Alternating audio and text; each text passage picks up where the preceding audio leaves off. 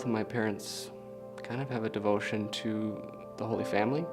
So Mary, Joseph, and Jesus, of course, at the center.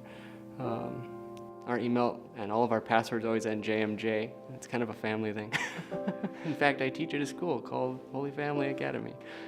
At a younger age, I was always proud of my faith, but prayers were, when my parents said we were going to pray the rosary, I prayed the rosary. We went to Mass on Sunday, and I just kind of went through the motions. It wasn't really until middle school I began to experience anxieties and fears that came up in my life. And in those, I began to turn to God and offer them to Him in prayer. And I began to pray on my own, in my own words, not just when my family prayed. When I was 13, I read a book about St. Columban. It's kind of the first time I really felt God calling me to the priesthood. And I felt almost this joy in it at that point. But then this fear and reservation, and I kind of pushed it away for a bit.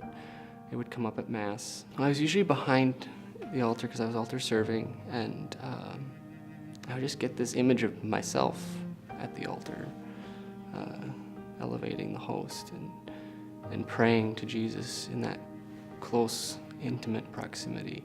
I wouldn't have used those words at the time, but that was kind of the image that came into my mind. There was fear and desire kind of at the same time.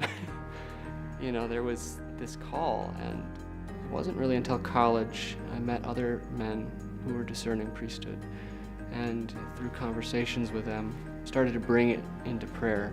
And I remember one day in adoration, I was praying midday prayer, and I just had this feeling of profound peace come over me. God wanted me to be a priest.